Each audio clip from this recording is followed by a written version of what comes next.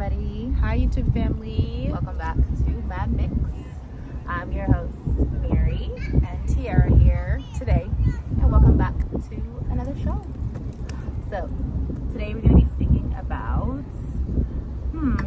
several things, but mainly, what's the beef? What's the beef? What's the beef? Real question here. Yes, so what sparked this conversation for us was, in this week, as I've seen, Chloe Bailey has been in the news a lot for her supposed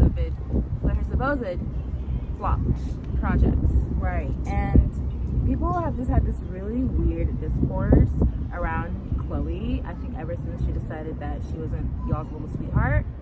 And I think just overall, whenever Black women decide to step out of a box that they're placed in, Right. people kind of lose their shit. I agree. Yeah. So that's the show. I hope you stick around. And as always, make sure you like, subscribe, leave us a comment, join in the conversation. Yes. And hey, let's make this nation, MadMix Nation, grow. I wanted to talk about Lori Harvey, right? Because she's always in the tabloids about who her dating poll, right?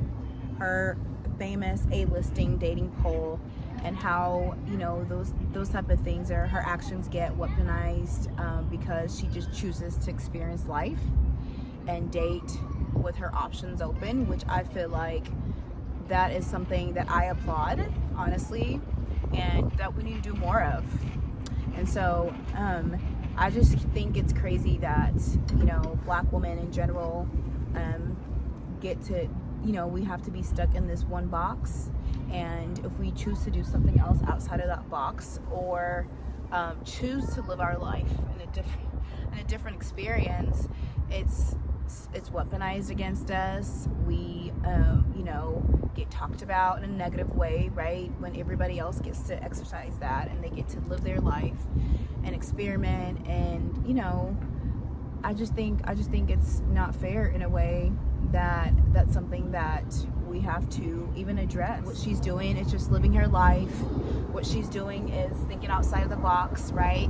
Being a little bit different than the mold that the Black women stereotypically have in the eyes of the world, or social media, per se. But yeah, I just think it's kind of in the similar topic of when Black women start, you know, exercising other things and wanting to be something different. Like we can't be these, you know, multi-personalities or have a different persona about us, because, and then it's like, oh wait, like you can't switch up like this. For a lot of people, women in general, but I feel like as anything, Black women we have a unique experience because of the way our identities intersect, isn't it? Right. So whenever people see you and they want to put you in a box, and then anything that you do that may not fit into that box, it definitely gets weaponized against you.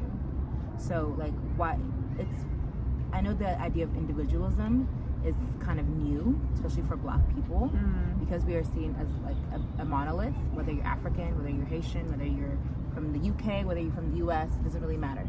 You kind of just, we're all like painted over one brush.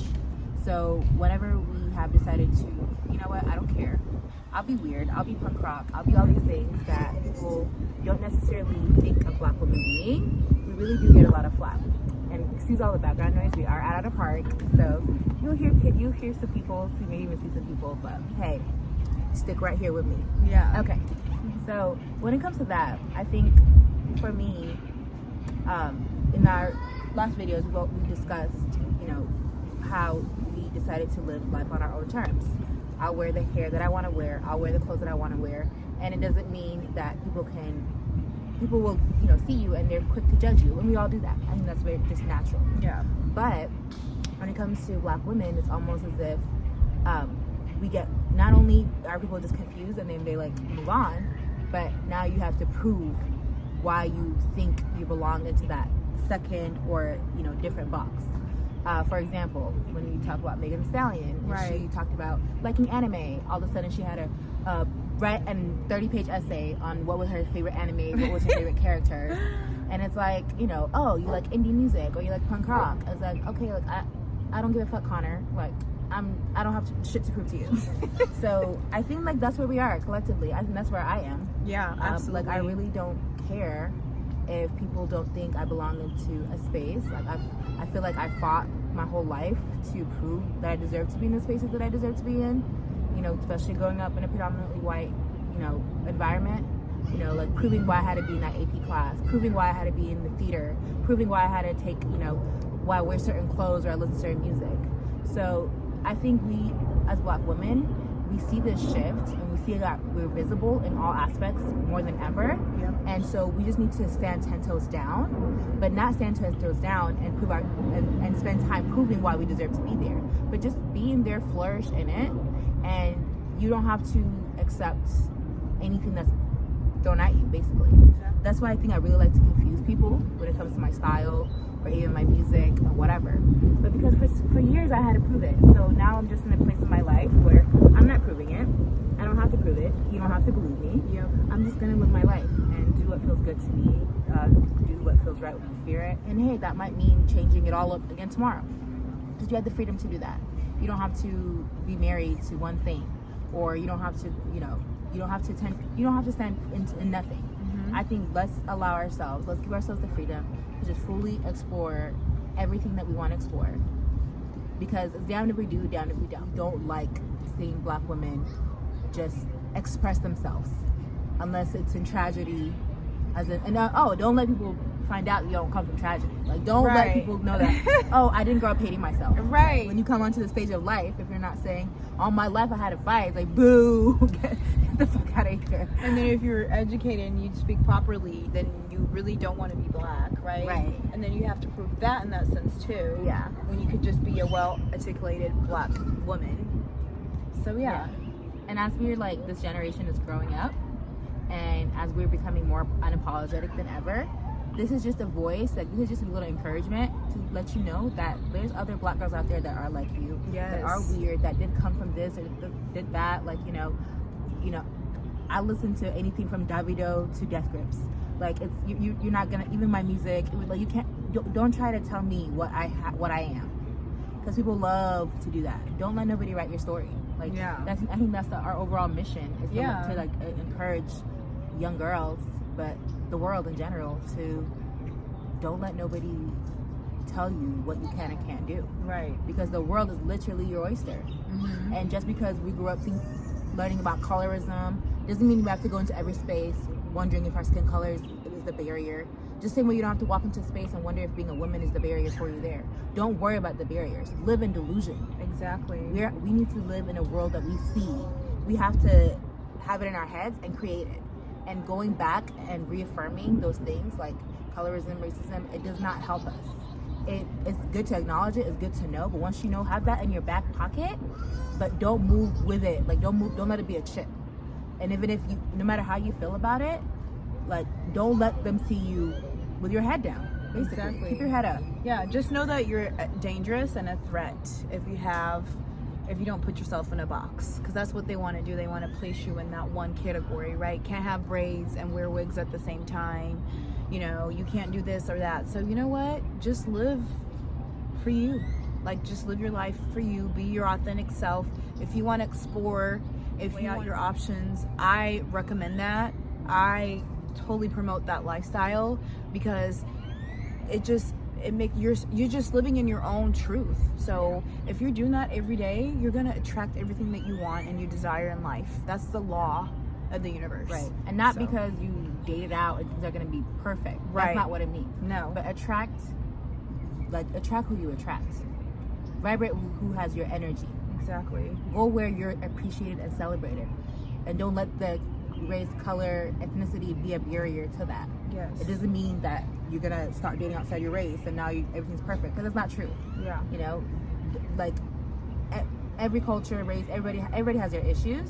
And even for me, like having experience in like having a very colorful dating background, right, I would say that, you know, at the end of the day, like, it just made me realize who I vibrated with and what I wanted for myself ultimately. Mm-hmm. And so I don't have to sit here and wonder, oh, maybe my experience would be different if I dated this person, or if I went to this, if I went to that.